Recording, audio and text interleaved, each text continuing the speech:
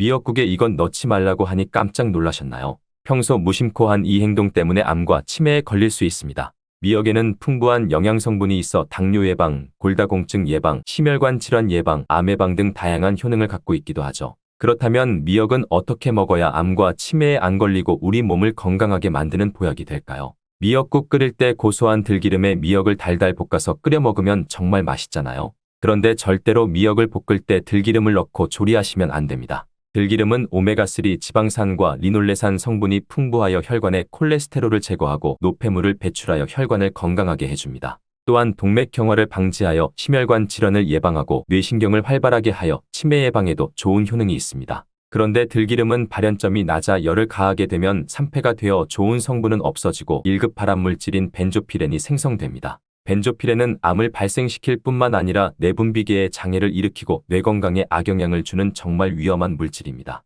건강에 좋은 줄 알고 넣은 들기름 때문에 오히려 건강을 해치는 독을 먹는 상황이 되는 것이죠. 들기름은 미역국을 다 끓인 다음에 마지막에 한 스푼 넣어 드시면 들기름의 효능과 고소한 맛을 온전히 누릴 수 있답니다. 미역과 함께 드시면 절대 안 되는 두 번째 음식은 바로 대파입니다. 다른 국이나 찌개를 끓일 때에는 파를 꼭 넣는데 유독 미역국을 끓일 때에는 왜 파를 넣지 않는 것일까요? 그 이유는 미역과 대파 둘 다 알긴산이라는 성분이 있는데 이 알긴산은 미끌거리는 식감이 있습니다. 함께 드시게 되면 식감이 나빠지는 이유도 있지만 식감보다도 더 중요한 이유가 있답니다. 대파에는 인과 유황 성분이 있는데요. 미역과 대파를 함께 드시게 되면 대파의 인과 유황 성분 때문에 미역에 함유된 칼슘의 흡수를 방해받게 됩니다. 미역에는 칼슘이 엄청나게 많이 들어있는데요. 미역에 함유된 칼슘의 함량은 100g당 약 960mg이고요. 우유에 함유된 칼슘의 함량은 100g당 약 105mg입니다. 미역에 함유된 칼슘의 함량은 우유보다 9배 정도나 더 많다는 것이지요.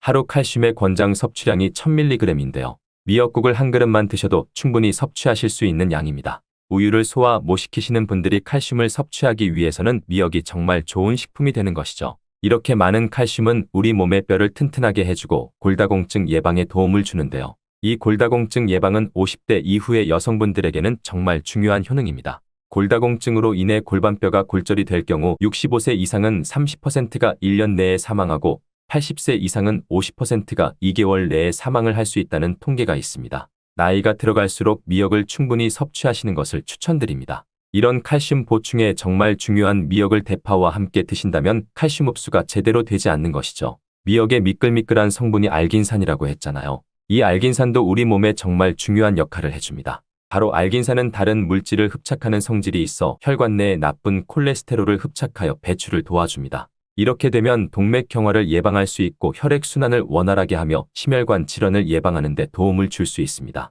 미역이 피를 맑게 한다고 하잖아요. 바로 이 알긴산의 효능 때문에 혈관이 깨끗해지기 때문입니다. 또한 알긴산은 장 운동을 촉진하고 배변 활동을 원활하게 하여 변비 예방에 도움을 줍니다. 이는 미역의 풍부한 식이섬유와 함께 장 건강에 도움을 주는 것이죠. 미역에 함유된 풍부한 식이섬유는 당뇨 예방에 탁월한 효능을 발휘하는데요. 국립보건원에서 장년층 7,400명을 대상으로 추적 조사를 했습니다. 해조류를 전혀 먹지 않은 사람과 매일 미역국 반 그릇 이상의 해조류를 섭취한 사람의 당뇨병 발생 위험도를 조사했는데 하루에 미역국 반 그릇 이상 먹는 사람이 해조류를 전혀 먹지 않는 사람에 비해 당뇨병 발생 위험도가 20%가 낮았습니다. 미역의 풍부한 식이섬유는 급격히 오르는 혈당을 막아주는데요. 식이섬유가 소화의 속도를 늦춰주고 인슐린의 분비를 조절해주기 때문입니다. 식이섬유는 포만감을 높여주고 칼로리가 낮아 식사량을 조절하는 데 도움을 주며 체내의 노폐물과 독소를 배출하여 체중을 감량하는 데에도 도움을 줍니다. 그래서 다이어트 식품으로도 많이 활용되고 있죠.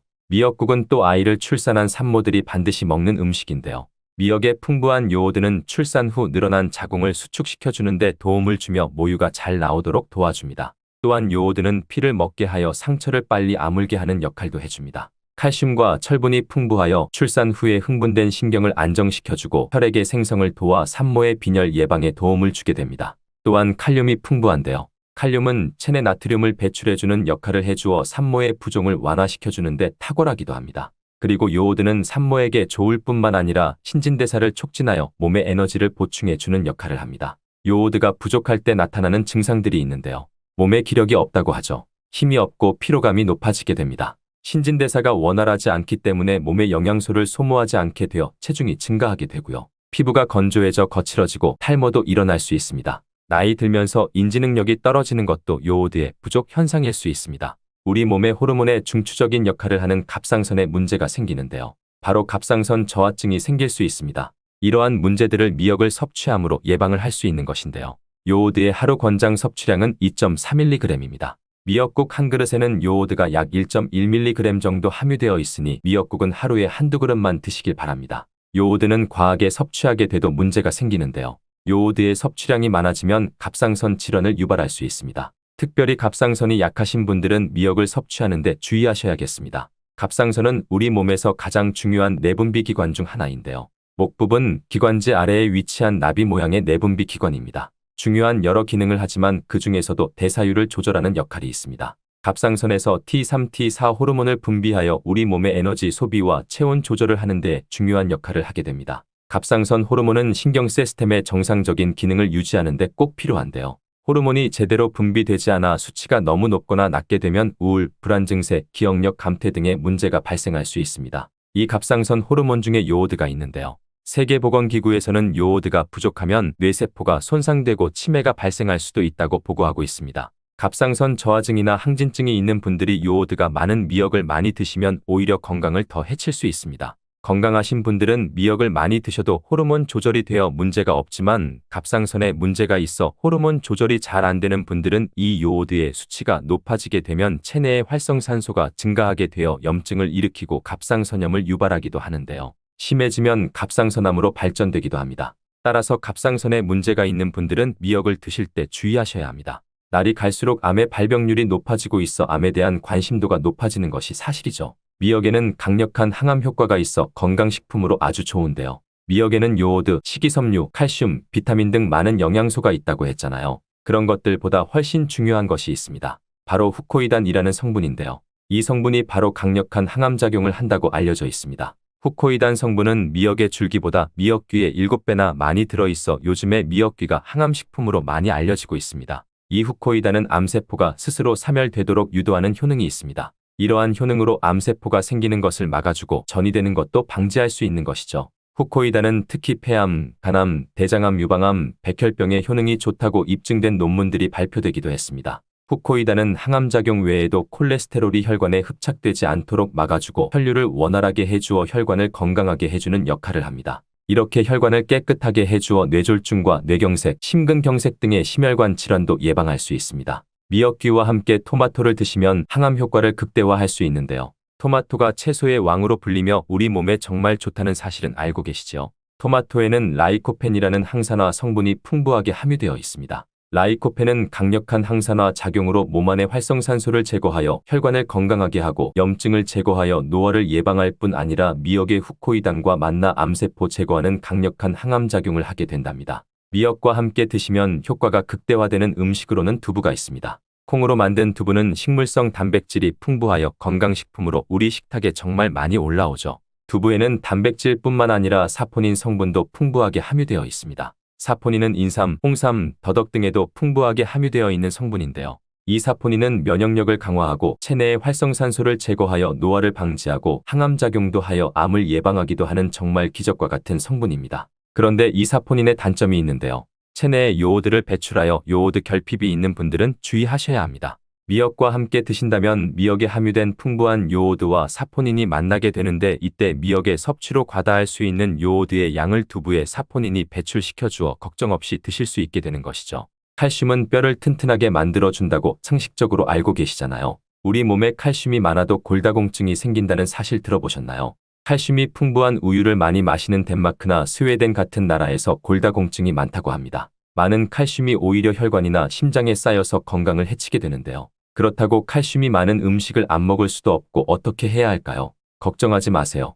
해결책 바로 알려드릴게요. 그것은 바로 계란과 함께 드신다면 해결됩니다. 계란에 들어있는 다양한 영양성분이 오스테오칼신이라는 호르몬을 활성화시켜주는데 이 호르몬은 뼈를 강화하고 칼슘이 뼈 속으로 제대로 흡수할 수 있도록 도와줍니다. 미역과 계란을 함께 섭취하면 우리 몸의 pH 균형을 잡아주는 데도 중요한 역할을 해줍니다. 미역은 알칼리성 식품이고 계란은 산성 식품으로 같이 섭취하면 약 알칼리성 상태로 유지시켜줍니다. 게다가 소화에도 좋고 미역은 단백질과 잘 어울리니 계란과 함께 먹으면 소화도 잘 되고 우리 몸의 흡수도 잘 된답니다. 혹시 음식을 드시면 속이 불편하신 분들 계신가요? 위장이 약하면 그럴 수 있는데요. 이럴 때 어떤 음식을 드시면 도움이 될까요? 들기름, 들깨 하면 무엇이 생각나시나요? 들기름에 북어와 미역을 구수하게 볶아 시원한 북어 미역국을 끓여 먹어도 정말 맛이 있죠. 건강에도 좋다는 이 들기름과 들깨 잘못 먹으면 암에 걸리고 혈관 건강에도 악영향을 줘서 치매도 유발할 수 있다는 사실 알고 계셨나요? 들깨의 효능과 어떻게 먹을 때 건강을 해쳐 암에 걸리고 치매를 유발하는지, 그리고 어떻게 먹는 것이 건강하게 먹는 방법인지, 어떻게 보관하는 것이 가장 좋은 방법인지 들깨에 대한 모든 것 알려드릴게요.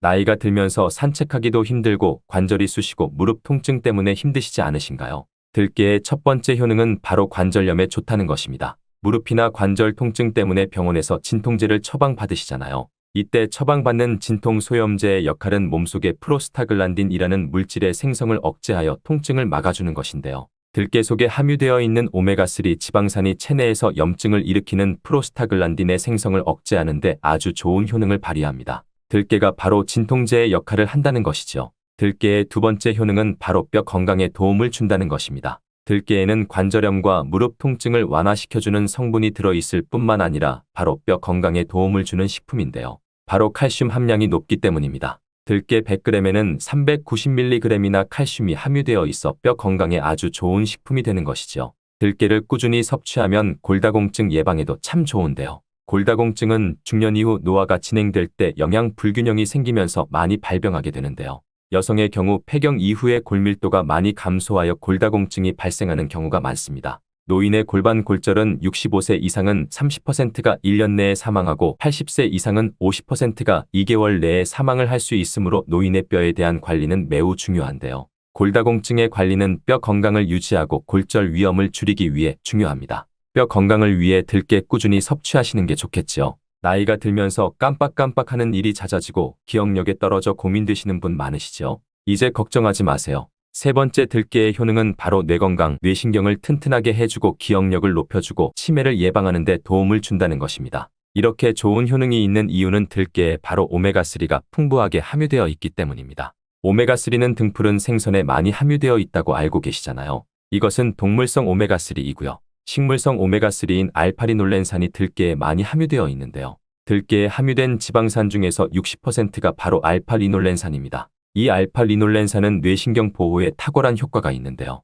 어떻게 뇌신경을 보호하느냐? 뇌신경의 염증을 일으켜 망가뜨리는 사이토가인이라는 것이 있는데요. 이것을 감소시키고요. 또 알츠하이머 치매 환자의 뇌에 많이 발견되는 베타 아밀로이드도 바로 이 알파리놀렌산이 감소시키기 때문입니다. 참치에 많이 함유되어 있다는 DHA 들어보셨죠? DHA가 대표적인 뇌기능 강화 물질인데요. DHA가 기억력을 높이는 데 도움을 주고 학습 능력 또한 좋게 하는데요. 이 DHA는 체내에서 합성되지 않아 식품으로 섭취를 해야 합니다. 들깨에 함유된 알파리놀렌산이 흡수될 때 바로 이 DHA로 전환이 됩니다. 들깨가 뇌신경, 뇌건강에 좋은 이유가 바로 이것이죠. 네 번째 들깨의 효능은 심장을 건강하게 하고 혈관의 노화를 막아주는 데 도움을 준다는 것입니다. 알파리놀렌산이 체내에 흡수될 때 DHA로 변환된다고 했잖아요. 그뿐 아니라 바로 EPA로도 변환이 되는데요. 이 EPA가 어떤 역할을 하냐면 바로 혈소판 응집을 억제해 혈관에 혈전이 생기는 것을 방지합니다. 그리고 혈관을 튼튼하게 하는 효능이 있어 혈관의 노화도 방지하는 것이죠.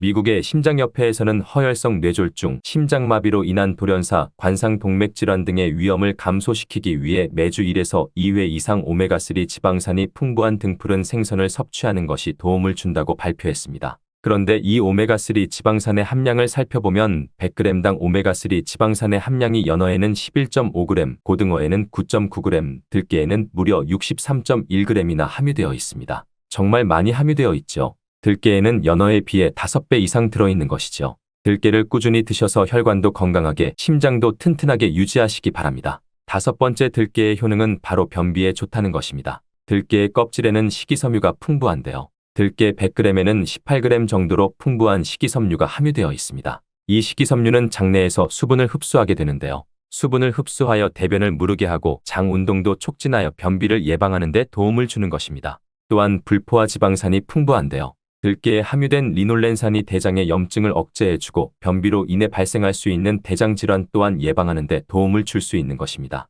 여섯 번째 들깨의 효능은 바로 췌장을 건강하게 하는 데 도움을 준다는 것입니다. 들깨에 풍부하게 함유된 루테올린이란 성분이 있는데요. 이 성분이 몸 안에서 인슐린에 대한 반응도를 높이는 기능을 합니다. 이게 무슨 말이냐면 췌장에서 인슐린을 조금만 분비하게 돼도 몸 안에서 이 인슐린에 대해 반응을 잘하여 혈당이 급격히 올라가는 것을 막아주고, 이렇게 되면 췌장에서 인슐린 분비를 멈추겠죠. 이렇게 췌장의 부담을 많이 덜어줄 수 있다는 것이죠. 루테올린을 통한 인슐린 반응도가 높아지면 당뇨도 예방할 수 있고 혈당 조절에도 많은 도움을 받을 수 있는 것입니다. 7번째, 들깨의 효능은 알레르기성 질환을 예방하는 데 도움을 주는 것입니다. 들깨에 오메가3 지방산이 많이 함유되어 있다고 했잖아요. 이 오메가3 지방산이 염증을 억제하고 면역력을 강화시키는 효과가 있어 알레르기 증상을 예방하고 완화시키는 데 도움을 줄 수 있는 것입니다. 그리고 또 비타민 E가 풍부하게 함유되어 있는데요. 비타민 E는 항산화 작용이 뛰어나고 알레르기 반응을 일으키는 물질인 히스타민의 분비를 억제하는 효과가 있습니다. 알레르기에 처방받는 항히스타민제나 다름없는 것이죠. 8번째, 들깨의 효능은 빈혈에 좋다는 것입니다. 들깨 100g에는 철분이 약 14mg 정도 함유되어 있는데요. 이는 시금치의 약 2배에 해당됩니다. 시금치보다도 철분 함량이 높아 빈혈에 도움을 줄 수 있는 것이죠. 그뿐 아니라 들깨에 함유된 비타민 B12는 조혈작용을 도와주는데요. 조혈작용이란 혈액 속의 혈구를 만들어내는 과정을 말합니다. 빈혈이 있는 분들이 들깨를 꾸준히 드신다면 빈혈을 개선하는 데 많은 도움을 받을 수 있는 것이죠. 이렇게 좋은 들깨에 가장 취약한 단점이 있습니다. 그것은 바로 열에 약하고 쉽게 산패된다는 것입니다. 통들깨보다는 들기름으로 많이들 섭취하게 되시는데요. 이 들기름을 짤 때의 방법이 중요합니다. 보통은 200도 이상으로 들깨를 볶아 기름을 짜게 되는데요. 이때 몸에 좋은 오메가3 지방산이 대부분 파괴가 됩니다. 그래서 들기름을 드실 때는 저온에서 압착한 기름을 사용하시는 것이 좋습니다. 저온 압착유 또는 생들기름이라고도 하는데요. 이 기름을 요리에 사용할 때에도 열에 오랫동안 가열하지 마시고 요리가 끝나갈 무렵에 들기름을 넣어주시거나 먹기 직전에 드레싱을 하여 드시는 것이 좋습니다. 들기름이 산패가 쉽게 되는데요. 들기름이 산패되면 벤조피렌이 생성되게 되는데 이게 1급 발암물질입니다. 산패된 들기름을 지속적으로 드시게 되면 발암물질을 계속 먹게 되는 것이지요. 그래서 들기름의 사용기한을 지켜주시는 것이 좋은데요. 보통은 2달 이내로 드시는 것이 좋고 개봉을 하셨다면 1달 이내에 소비하시는 것을 권장드립니다. 보관 방법도 중요한데요. 신문지나 검은 비닐 등으로 감싸 빛을 차단하고 밀봉한 상태에서 반드시 냉장 보관하시기 바랍니다. 실온에 두신다면 들기름의 산패는 급속히 진행되기 때문입니다. 그런데 이 들기름을 오래 보관할 수 있는 방법도 있는데요. 그것은 참기름과 섞어서 보관하는 것입니다.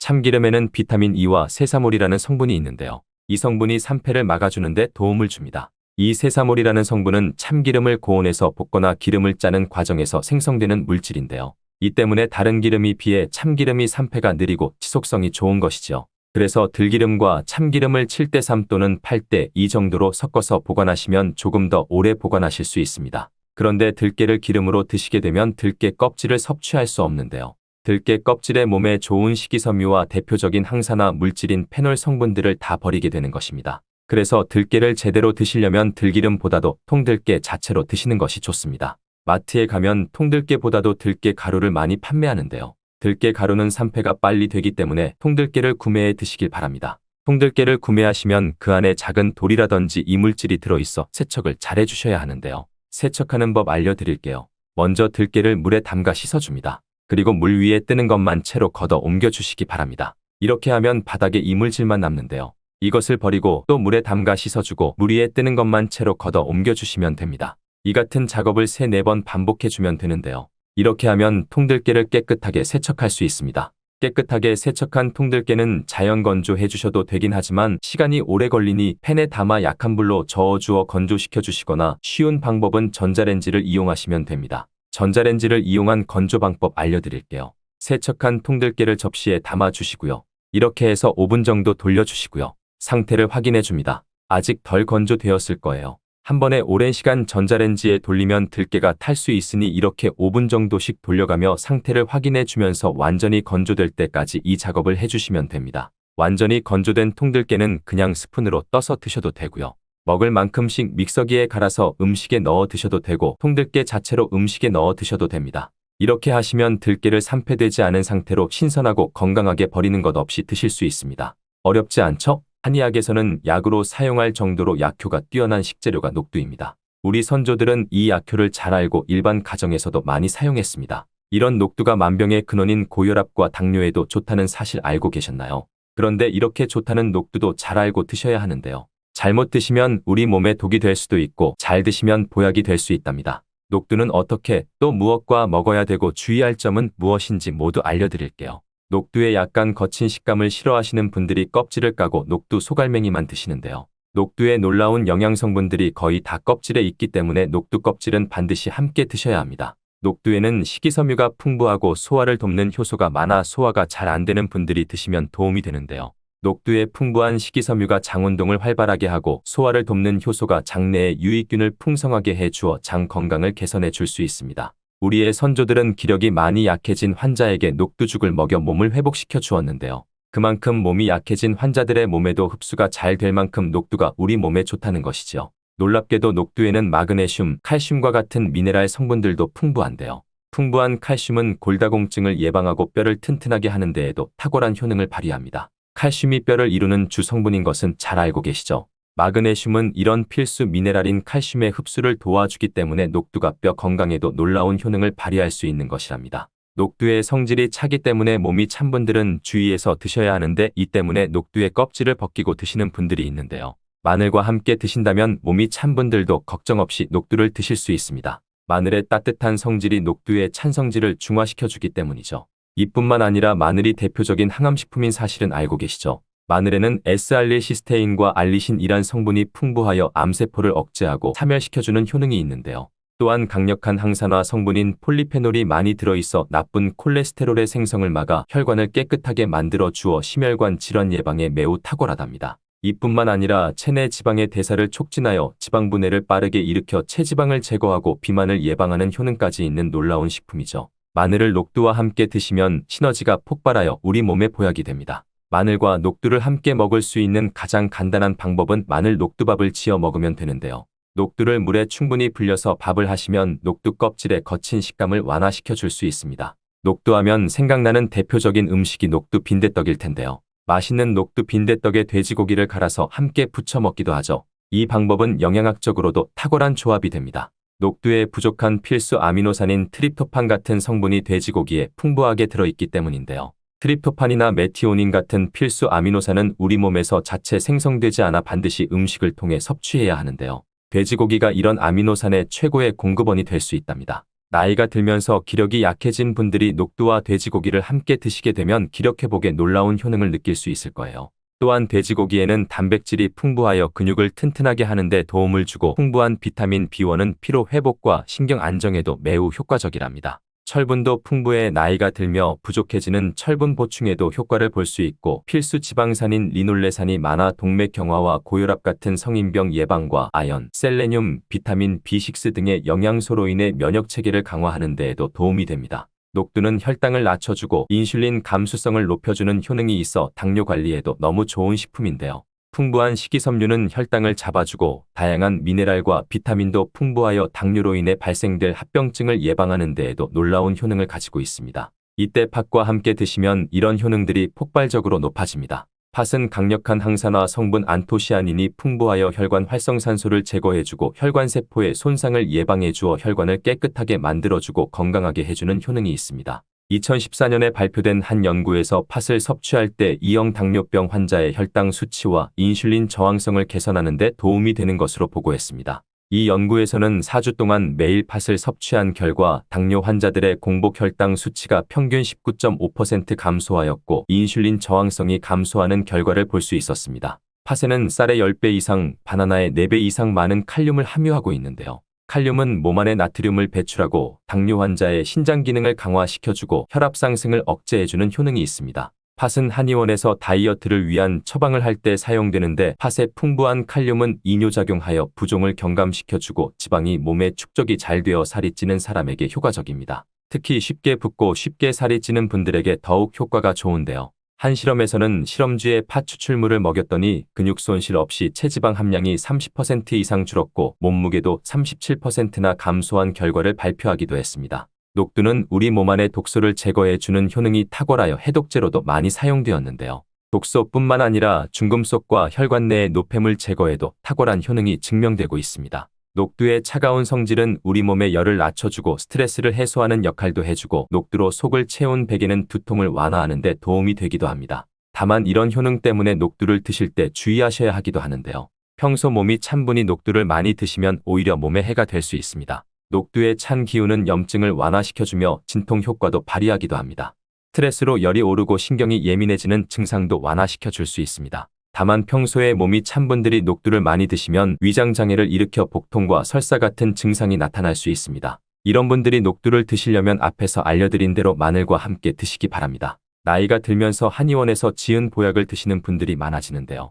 보약, 한약을 드실 때에는 녹두를 드시면 안 됩니다. 녹두가 보약의 약효를 모두 사라지게 만들 수 있는데요. 그 이유는 바로 녹두의 강력한 해독작용 때문입니다. 녹두의 해독작용은 가장 중요한 장기 중 하나인 간에 많은 도움을 주는데요. 간이 우리 몸의 독소를 해독해주는 역할을 해주는 장기이죠. 녹두는 이런 간의 기능을 도와주게 되는데 간 기능을 강화해줘 피로회복에도 효과적이지만 보약에는 상극인 것이죠. 보약의 효과도 녹두의 해독작용 때문에 전부 사라져버릴 수 있기 때문입니다. 그래서 한의원에서 한약을 지으면 녹두, 숙주나물을 먹지 말라고 꼭 안내해 주는 것이랍니다. 이런 녹두의 해독작용은 녹두의 껍질에 있는 성분 때문에 나타나게 되는데요. 따라서 껍질을 제거하고 만든 요리나 녹두 전분으로 만든 청포묵, 녹두당면을 드시면 녹두의 해독작용은 누릴 수 없습니다. 물론 녹두 껍질을 제거해도 알맹이에도 영양성분들이 풍부한데요. 녹두의 풍부한 소화효소들로 인해 장내 유익균이 많아지고 이런 유익균이 녹두의 전분 성분을 소화시키는 과정에서 낙산염이란 성분이 만들어집니다.